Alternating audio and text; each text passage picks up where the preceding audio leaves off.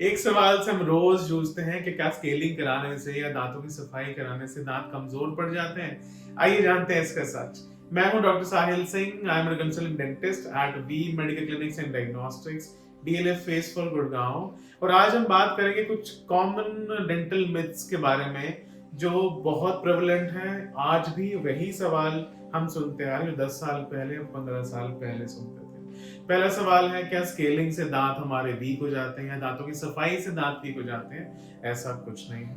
Scaling से दांत उल्टा जो आपके जो गम्स हैं वो और ज्यादा मजबूत रहते हैं, वो अपनी प्रॉब्लम से या गम इन्फेक्शन से बचते हैं, जिसकी वजह से दांत लंबे समय तक आपके मुंह में टिके रहेंगे। तो स्केलिंग बहुत जरूरी है। हाँ, कुछ केसेस में जहां आपके जो दांत हैं वो आपके कैलकुलस की वजह से ही टिके हुए हैं, तो जरूर वो दांत हिलेगा और वो हिलना भी चाहिए, उसको निकलना ही चाहिए, बिकॉज उसने उसको कैलकुलस ने ही रोका हुआ था। और बहुत लंबे समय तक स्केलिंग ना कराने के कारण ही इतना कैलकुलस डिपॉजिट होता है, जो आपके मसूड़ों को भी खाता है, वो आपकी हड्डी को भी खाता है और अल्टीमेटली दांत हिलना शुरू होता है। तो ये पहला हमारा मिथ हो गया कि स्केलिंग से दांत खराब नहीं होते। दूसरा हमारा मिथ है, क्या बच्चों के दांतों की भी ख्याल रखने की जरूरत है?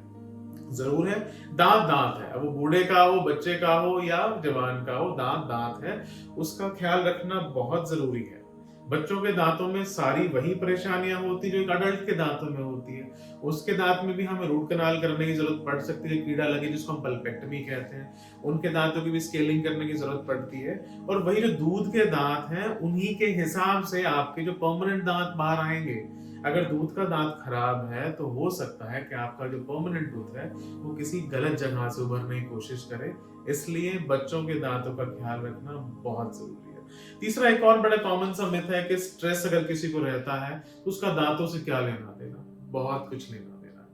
जिन लोगों को स्ट्रेस रहता है, एंजाइटी रहती है, वो या तो अपना नाखून खाते रहेंगे या दांतों को आपस में घिसते हैं, या रात को सोते समय दांतों को घिसते हैं, जिसको हम ब्रक्सिज्म भी कहते हैं, या कुछ ना कुछ ऐसी एक्टिविटीज जरूर करते हैं जिससे आपके दांतों में नुकसान पहुंचे। दूसरा, इसी प्रॉब्लम में, ऐसी डिप्रेशन या एंजाइटी की प्रॉब्लम में लोग, हो सकता है कि स्मोकिंग ज्यादा करें, हो सकता है चाय कॉफी का सेवन ज्यादा करें, और हो सकता है कि ज्यादा मीठा या ज्यादा फ्राइड चीजें खाएं।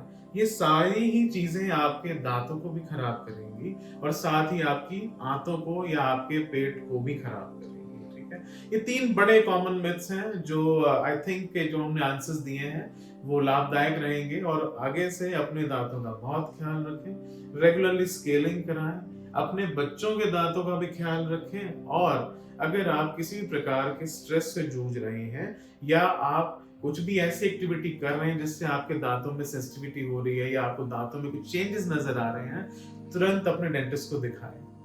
Keep smiling, take care.